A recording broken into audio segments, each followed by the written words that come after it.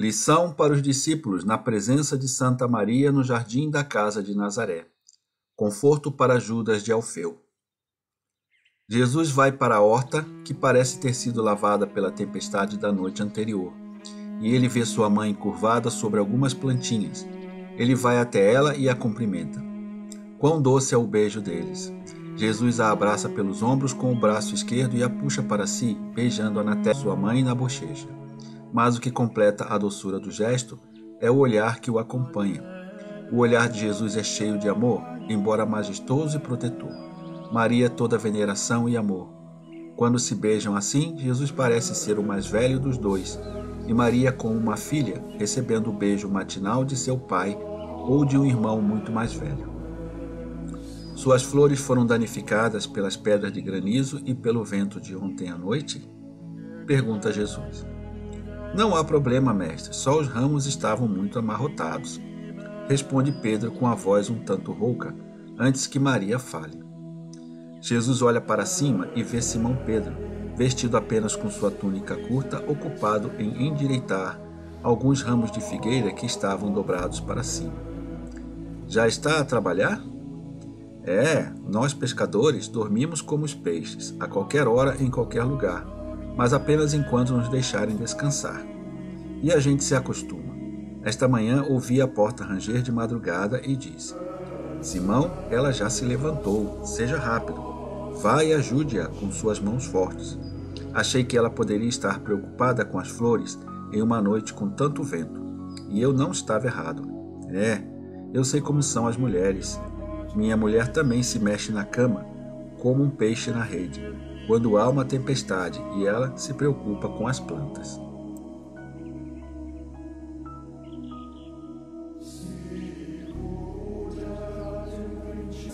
Aposto que você não fica agitada tanto quando seu Simão é jogado como uma palha no lago. Mas não é justo, porque ela é uma boa esposa. Parece impossível que a mãe dela seja... Bem, fique quieto, Pedro. Isso não tem nada a ver com isso. Não é certo resmungar e dizer imprudentemente às pessoas o que, por gentileza, não devemos mencionar. Vê, mestre, a tua palavra entrou também na minha teimosa cabeça. Jesus responde rindo. Tu mesmo dizes tudo. Posso apenas aprovar e admirar sua sabedoria como agricultor.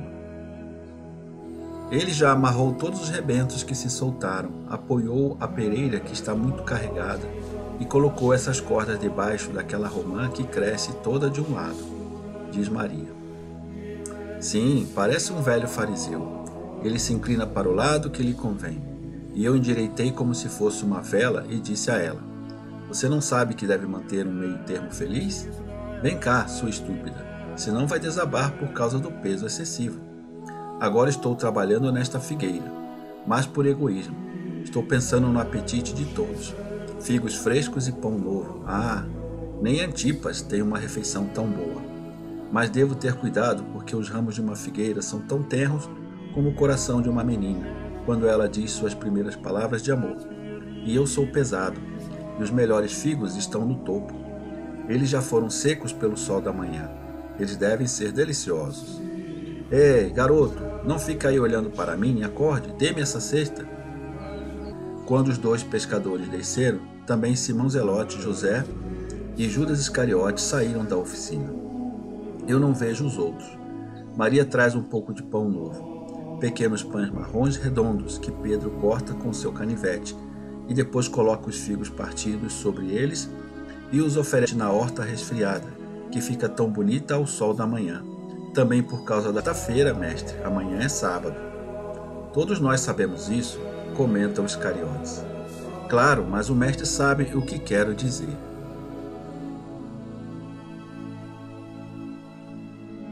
Sim, eu sei. Esta noite iremos ao lago, onde você deixou seu barco, e partiremos para Cafarnaum. Amanhã falarei lá. Pedro está radiante. Tomé, André, Tiago, Filipe, Bartolomeu e Judas Tadeu, que devem ter dormido em outro lugar, vêm todos juntos. Eles se cumprimentam. Jesus diz: Vamos ficar aqui todos juntos. Haverá também um novo discípulo. Mãe, venha. Sentam-se uns em pedras, outros em banquinhos, formando um círculo à volta de Jesus. que se sentou no banco de pedra e conseguiu sentar-se no chão para poder fechar. Jesus começa a falar lenta e solenemente, como de costume. A que devo comparar a formação apostólica? Pela natureza que nos rodeia. Vejam, a terra no inverno parece morta, mas dentro dela as sementes são ativas e as linfas se alimentam da umidade que armazenam nos galhos subterrâneos. Eu poderia chamar assim as raízes, para que tenham bastante para os galhos superiores na hora de florescer. Vocês também podem ser comparados à terra do inverno, estéril, nu, de aparência feia. Mas o semeador passou para vocês e espalhou a semente. O leme se aproximou de vocês e rompeu o solo ao redor de seus troncos, que são tão duros e ásperos quanto o solo em que estão plantados, para que as raízes recebam alimento das nuvens e do ar e os troncos possam ser fortalecidos para o futuro fruto. E vocês receberam a semente e a lavoura, porque estão dispostos a dar frutos na obra de Deus. Também compararei a vossa formação apostólica à tempestade que se abateu sobre e se curvou e parecia uma violência sem propósito. Mas veja o quanto isso fez de bom. O ar hoje está mais puro, mais fresco, sem poeira ou abafado. O sol é o mesmo sol de ontem, mas não é tão abrasador como através do ar puro e fresco. As ervas e plantas são aliviadas tanto quanto os homens, porque a limpeza e a serenidade alegram todas as coisas. Também os contrastes ajudam a obter um conhecimento e esclarecimento mais precisos. Caso contrário, eles não seriam nada além de maldade.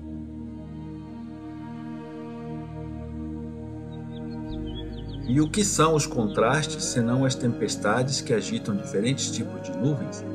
E essas nuvens não se acumulam lentamente nos corações dos homens de mau humor inútil, ciúmes mesquinhos e orgulho vão? Então o vento da graça soprou e os reúne para que descarreguem seus maus humores e o céu volte a clarear. E a vossa modelagem apostólica é como o trabalho que Pedro fazia esta manhã para o deleite de minha mãe, que é endireitar, amarrar, apoiar ou desfazer, de acordo com as diferentes situações e necessidades, para vos tornar trabalhadores fortes no serviço de Deus. É necessário corrigir ideias erradas, amarrar e subjugar a carne rebelde, apoiar as fraquezas, cortar as más inclinações, se necessário, e livrar-se da escravidão e da timidez. Vocês devem ser livres e fortes, como as águias, que deixam o topo de suas montanhas nativas e voam cada vez mais alto. O serviço de Deus é o voo. Os afetos são os topos das montanhas. Um entre vocês está triste hoje, porque a vida de seu pai está em declínio. E ele está declinando com o coração fechado para a verdade e para seu filho, que está seguindo a verdade. Mais que fechado, hostil. O pai ainda não disse o injusto, vá embora, de que te falei ontem, declarando-se assim acima de Deus. Mas o seu coração fechado, os lábios selados, ainda não são capazes de dizer pelo menos, siga a voz que te chama. Nem o filho, nem eu, que estou falando com você, esperaríamos ouvir aqueles lábios dizer, venha e deixe o mestre vir com você, e que Deus seja bendito porque escolheu um servo na minha família, criando assim com a palavra do Senhor um parentesco mais sublime que o sangue. Mas, pelo menos eu, pelo bem dele, e o filho por motivos mais complicados, não gostaríamos de ouvir palavras hostis dele. Mas esse filho não deve chorar. Ele deve saber que não guardo rancor ou mal-estar em relação a seu pai. Sinto apenas pena dele. Eu vim e parei aqui, embora soubesse que seria inútil, para que um dia o filho não me diga, oh, por que você não veio? Eu vim para que o coração está endurecido pelo ódio. Também vim consolar uma boa mulher que está sofrendo por causa dessa divisão familiar, como se seu coração estivesse despedaçado.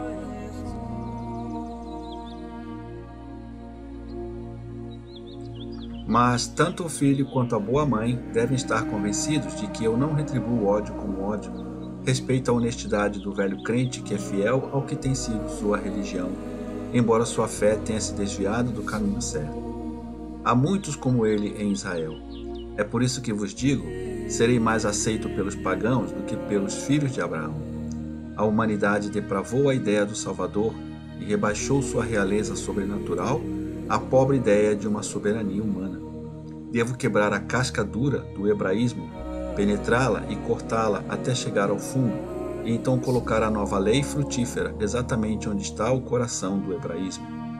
Ó Israel, criado em torno da pedra vital da lei do Sinai, tornou-se como um fruto monstruoso, cuja polpa é formada por camadas de fibra cada vez mais duras, protegidas externamente por uma casca dura contra toda penetração, e também contra a ejeção de um germe, de tal forma que o Pai Eterno considera que é chegado o momento de criar a nova planta da fé no Deus único e triuno, para permitir que a vontade de Deus seja cumprida e que o hebraísmo se transforme em cristianismo.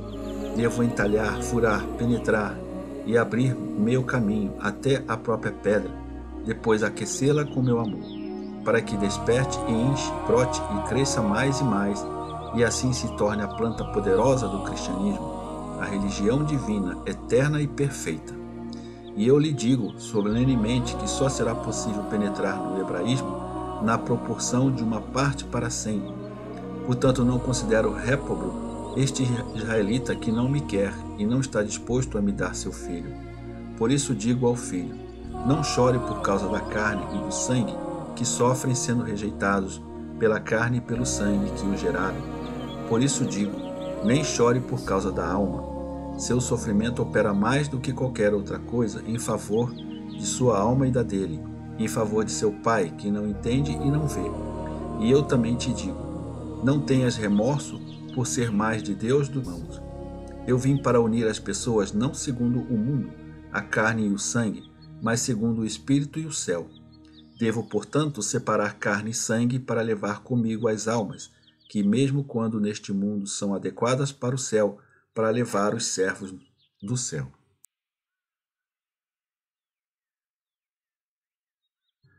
Então eu vim chamar os fortes e torná-los ainda mais fortes, porque meu exército de gente mansa é feita de gente forte, manso para com seus irmãos, forte contra seu próprio ego e o egoísmo de sangue familiar. Não chore, meu primo, acredite em mim, as palavras não podem entrar onde as ideias preconcebidas formam uma barreira. Mas a graça entra, e um sacrifício atrai graças. Eu te digo solenemente que quando chamo alguém como discípulo, não há obediência maior do que esta, e devemos obedecer sem nem mesmo parar para avaliar como e quanto os outros reagirão ao nosso caminhar em direção a Deus. Não se deve nem parar para enterrar o Pai, e você receberá uma recompensa pelo seu heroísmo, uma recompensa não apenas para vocês, mas também para aqueles de quem vocês foram arrancados com o coração partido e cujas palavras muitas vezes os atingem mais dolorosamente do que um tapa na cara, porque eles os acusam de serem filhos ingratos e em seu egoísmo eles os amaldiçoam como rebeldes. Não, rebeldes não, santos. Os primeiros inimigos daqueles que são chamados são seus parentes, mas devemos aprender a distinguir entre amar e amar de uma forma sobrenatural. E os servos do Mestre. Devemos amar nossos parentes em Deus, mas não mais do que Deus. Jesus cala-se, levanta-se e aproxima-se do primo, que, de cabeça baixa, mal consegue conter as lágrimas. Jesus o acaricia. Judas, deixei a minha mãe para seguir a minha missão.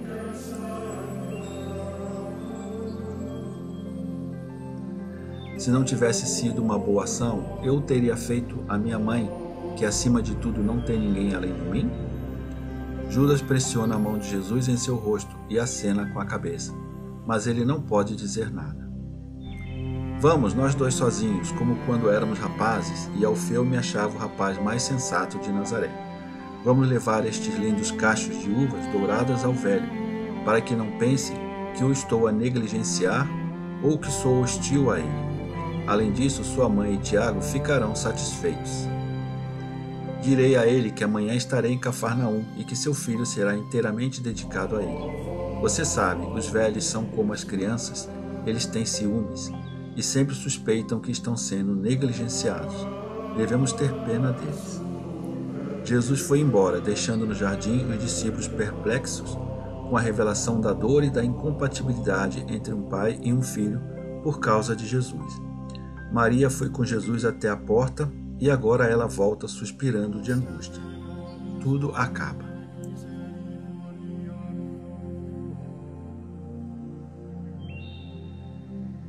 Cura da Bela de Corazim. Jesus fala na sinagoga de Cafarnaum. Jesus sai da casa da sogra de Pedro junto com seus discípulos. Assim se interessa.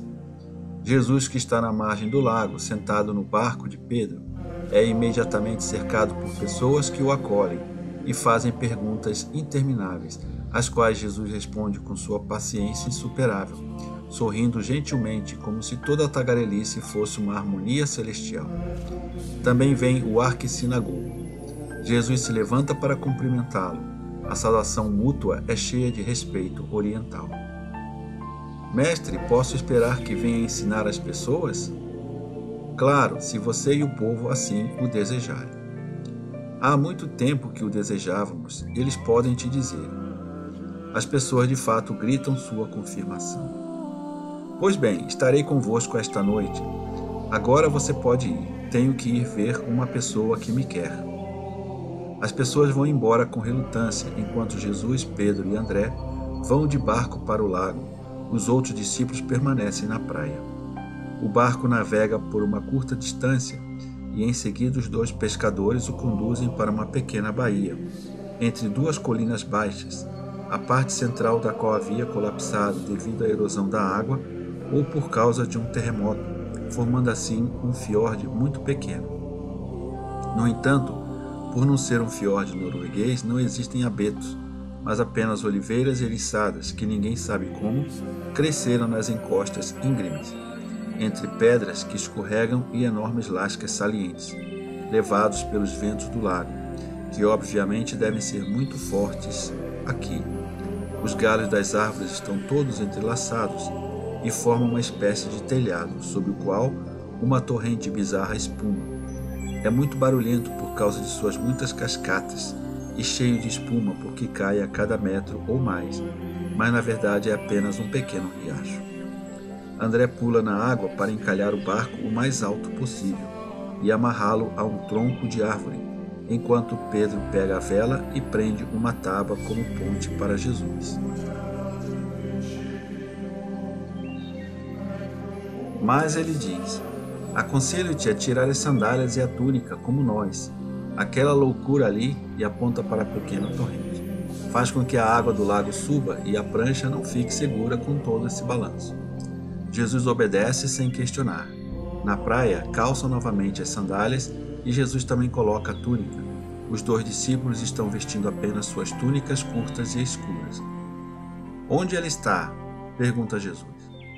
Ela deve estar escondida no bosque. Depois de ouvir vozes, você sabe, com tudo que ela tem para vestir. Chame-a. Pedro grita em voz alta. Sou o discípulo do Rabi de Cafarnaum. O Rabi está aqui. Saia. Não há sinal de vida. Ela não se sente segura, explica André. Um dia alguém chamou-a e disse, vem, tem comida para ti. E depois atirou-lhe pedras. Nós a vimos então pela primeira vez, porque não me lembrava dela quando era a Bela de Corazim. E o que fizeste então? Jogamo-lhe um pão e um pouco de peixe e um trapo e um pedaço de veludo velho com que nos enxugávamos, porque ela estava nua. Então fugimos para não sermos contaminados. E o que te fez voltar? Mestre, estavas ausente e pensávamos o que deveríamos fazer para que as pessoas te conhecessem. Pensamos em todos os enfermos, cegos, aleijados, mudos e também nela. Dissemos, vamos tentar.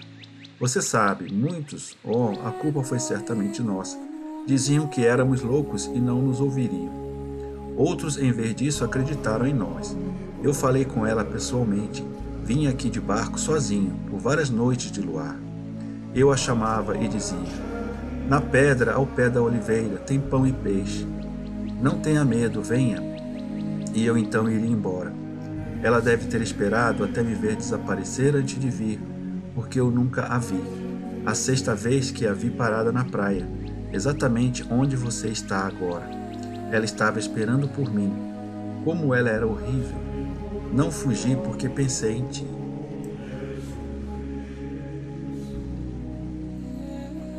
Ela me disse: Quem é você? Por que tem misericórdia de mim? E eu respondi: Porque eu sou o discípulo da misericórdia. Quem é ele? Ele é Jesus da Galileia. E ele ensina você a ter misericórdia de nós? Em todos. Mas você sabe quem eu sou? Você é a Bela de Corazim, agora leprosa. E há misericórdia também para mim? Ele diz que a sua misericórdia é para todos e nós, para sermos como ele, devemos ter misericórdia de todos. Neste ponto, mestre, a leprosa blasfemava sem perceber o que estava dizendo. Ela disse: Ele mesmo deve ter sido um grande pecador. Eu disse a ela: Não, ele é o Messias, o santo homem de Deus. Queria dizer-lhe: És amaldiçoada pela tua língua. Mas não disse mais nada, porque pensei: na sua angústia não consegue pensar na misericórdia divina. Ela então começou a chorar e disse: Oh, se ele é um homem santo, não pode ter misericórdia da Bela. Ele pode ter pena do leproso, mas não da Bela. E eu estava esperando. Eu perguntei a ela: O que você esperava, mulher? Para ser curada, para voltar ao mundo, entre os homens, para morrer mendigando, mas entre as pessoas. Não como uma fera na cova das feras, que se horrorizam ao me ver. Eu disse a ela: Você me jura que se voltar para o mundo será honesta? Ela respondeu: Sim, Deus me castigou com justiça por meus pecados. Eu agora me arrependo. Minha alma está expiando os seus pecados, mas abomina o pecado para sempre. Achei que poderia prometer a salvação dela em seu nome. Ela me disse: Volta de novo. Fala-me dele para que a minha alma o conheça antes que os meus olhos o vejam. E eu vim e falei de você da melhor maneira que pude. E vim conceder a salvação ao primeiro convertido do meu André. É André quem tem estado falando o tempo todo, enquanto Pedro sobe a torrente, pulando de pedra em pedra, chamando a leprosa. Ela finalmente mostra seu rosto horrível entre os ramos de uma oliveira. Ela vê e dá um grito. Desce então, exclama Pedro. Não te vou apedrejar. Lá, você pode vê-lo. Ali está o Rabi Jesus. A mulher cai ladeira abaixo. Eu digo isso porque ela desce muito rápido e chega aos pés de Jesus antes que Pedro volte para perto do Mestre. Misericórdia, Senhor. Você acredita que eu posso conceder isso? Sim, porque és um santo e me arrependo. Eu sou o pecado, mas você é a misericórdia. Seu discípulo foi o primeiro a ter misericórdia de mim e trouxe-me pão e fé. Limpa-me, Senhor, a minha alma antes do meu corpo, porque eu sou 3 vezes impura. E se queres dar-me uma pureza, apenas uma, rogo-te que me dê a pureza da minha alma pecaminosa. Antes de ouvir as tuas palavras, que ele me repetia, dizia: para ser curada e voltar para o meio das pessoas. Agora que sei, digo: para ser perdoada, para ter a vida eterna. E eu te concedo perdão livre de medo. Não tenho mais medo de Deus, agora que me perdoaste. Vá para o lago e lave-se. Fique em casa até eu chamar você. A mulher, reduzida a um esqueleto miserável, toda corroída, os cabelos brancos e grossos despenteados, levanta-se do chão e vai para o lago vestida com os seus trapos, que a cobrem tão pouco. Por que a mandaste para se lavar? É verdade que o mau cheiro sai da água e vem cá. Pegue aquele pano naquele galho. É o pano que Jesus usou para se enxugar depois de passar do barco até a praia. A mulher sai obediente, completamente nua, deixando seus trapos na água para tirar o pano seco. O primeiro a gritar é Pedro, que olha para ela, enquanto André, mais tímido, lhe dá as costas.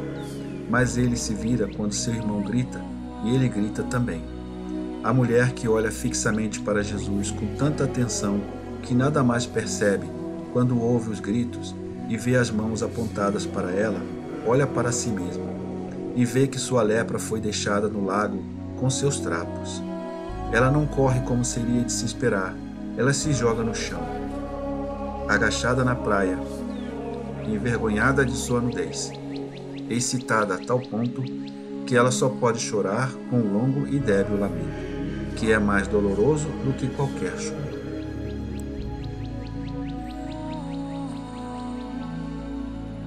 Jesus se aproxima dela, ele a alcança, joga o pano sobre ela, acaricia levemente sua cabeça, diz-lhe: Adeus, seja boa. Você mereceu a graça por causa da sinceridade de seu arrependimento. Cresça na fé em Cristo. Só quando ouve o barulho da tábua que Pedro puxa para dentro do barco, ela olha para cima, estende as mãos e grita: Obrigada, meu Senhor, obrigada, despedida, antes que o barco desapareça em volta do promontório rochoso do pequeno fiorde. Jesus com seus discípulos entra na sinagoga de Cafarnaum, depois de cruzar a praia e a rua que leva a ela. A notícia do milagre recente já se espalhou, porque muitas pessoas sussurraram e fazem comentários. Bem na soleira da porta da sinagoga, vejo Mateus, o futuro apóstolo. Ele está ali parado, metade por dentro, metade por fora, e não sei se ele é tímido ou se está aborrecido com todos os olhares significativos lançados para ele, e com alguma zombaria bastante desagradável de que é sujeito. 2 fariseus ricamente vestidos juntam seus mantos largos com cuidado, como se tivessem medo de serem infectados pela praga, se tocassem a túnica de Mateus, mesmo que ligeiramente. Quando Jesus está entrando, ele o encara e para por um momento. Mas Mateus abaixa a cabeça. Isso é tudo. Assim que entram, Pedro sussurra a Jesus: Que uma mulher? Ele é Mateus, nosso cobrador de impostos. Para que ele veio aqui? É a primeira vez, talvez não tenha encontrado os seus amigos manjando em orgias os impostos duplicados e triplicados que arranca de nós, para ter o bastante para os rendimentos e os seus vícios. Jesus olha para Pedro com tanta severidade que Pedro fica vermelho como uma papoula. Abaixa a cabeça e para, de modo que acaba atrás do grupo apostólico. Jesus alcançou seu lugar. Depois de algumas canções e orações ditas ao povo, ele se vira para falar.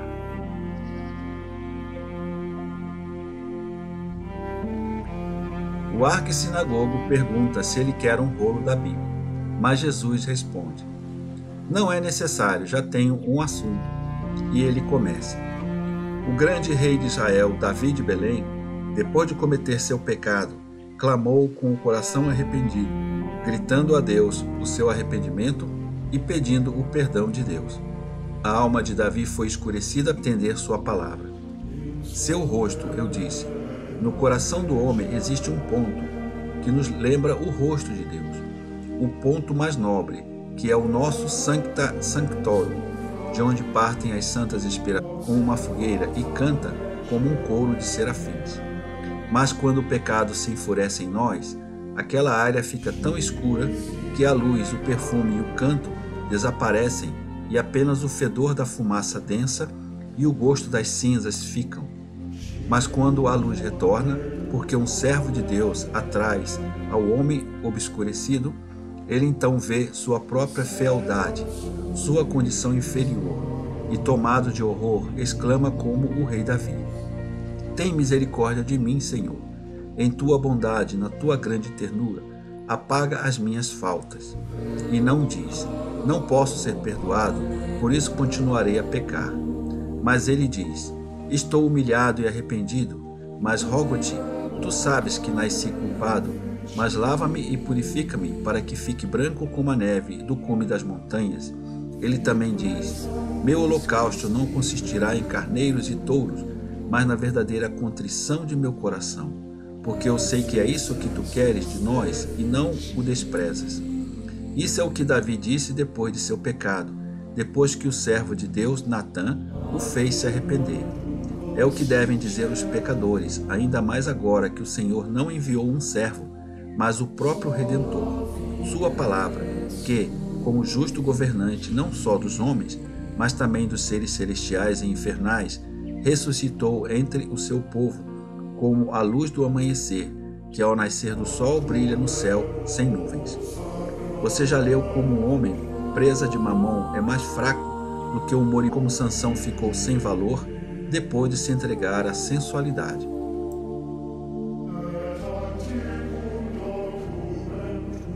Quero que vocês entendam a lição de Sansão, filho de Manoá, destinado a vencer os filisteus, os opressores de Israel. A primeira condição para sê-lo era básicas e contamina os intestinos com impuros alimentos, isto é, vinho, cidra e carnes gordas, que acendem os lombos com um fogo impuro. A segunda condição para ser o libertador, ele deveria ser sagrado ao Senhor desde a sua infância e permanecer como tal um nazireu ininterrupto. É sagrado aquele que permanece santo não apenas externamente, mas também internamente. Então Deus está com ele. Mas carne é carne e Satanás é tentação. E a tentação para lutar contra Deus no coração dos homens e em seus santos decretos usa como arma a carne que excita os homens, a mulher. A força do homem forte então estremece e ele se torna um fraco que estraga o dom de Deus. Agora ouça. Sansão foi amarrado com 7 cordas de tendões novos. Com 7 cordas novas, ele foi preso ao chão com 7 tranças no cabelo. E ele sempre venceu. Mas não se deve tentar a Deus, nem mesmo em sua bondade. Isso não é legal. Ele perdoa, sempre perdoa, mas ele exige a firme vontade de abandonar o pecado, para que possa continuar a perdoar. Pecado contínuo é tolo. Sansão, 3 vezes vencedor, não evitou Dalila. A sensualidade, o pecado e o tédio de morte, diz o livro. E desanimado, diz o livro, revelou o seu segredo. A minha força está nas minhas 7 tranças. Há alguém entre vocês que, cansado do grande cansaço do pecado, está perdendo a coragem, porque nada é tão deprimente como uma má consciência, e está prestes a se render ao inimigo? Não, seja você quem for, não faça isso. Sansão revelou à tentação o segredo para derrotar suas 7 virtudes ao nazireu. Cansado como estava, adormeceu no colo da mulher porque não tinha sido fiel ao seu voto. Nem ele se tornou novamente o homem forte, o libertador, até que reencontrou a sua força na dor do arrependimento. Arrependimento, paciência, perseverança, heroísmo, e então, ó pecadores, eu prometo que vocês serão seus próprios libertadores. Digo-lhes solenemente que nenhum batismo, nenhum rito tem valor se não houver arrependimento e vontade de perdoar o pecado. E eu te digo que ninguém é tão grande pecador que não possa reviver com suas lágrimas as virtudes que o pecado arrancou de seu coração. Hoje uma mulher culpada de Israel, punida por Deus por seus pecados, recebeu misericórdia por causa de seu arrependimento.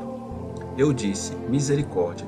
Aqueles que não tiveram misericórdia dela e trataram a mulher punida impiedosamente, receberão menos misericórdia. Eles não tinham lepra culpada em seus corações? Que todos se examinem e tenham misericórdia para receber misericórdia. Eu estendo minha mão em nome desta mulher arrependida, que está voltando, não eu, recolherei as ofertas pela mulher arrependida, que desde o limiar da vida está a regressar à verdadeira vida. E não resmunguem, vocês mais velhos, não resmunguem. Eu não estava aqui quando ela era a bela, mas vocês estavam. Não vou dizer mais nada. Você está nos acusando de ser seus amantes? Pergunta um dos 2 velhos ressentidos. Cada um põe o seu coração e as suas ações diante de si. Eu não acuso. Estou falando em nome da justiça. Vamos. E Jesus sai com seus discípulos. Judas Iscariotes é detido por 2 pessoas que parecem conhecê-lo.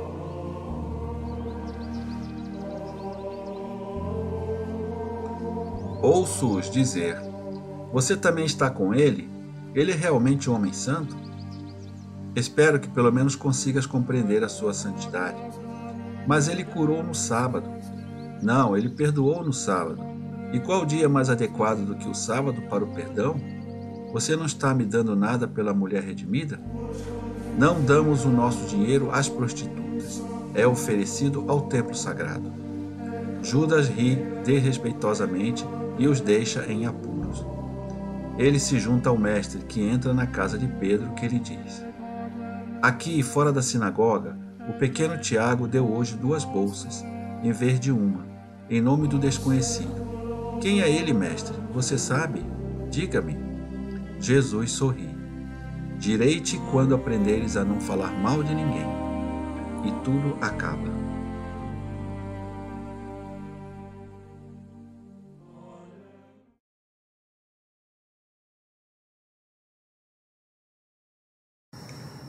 Inscreva-se no canal, ative as notificações, dê o seu like, comente e compartilhe.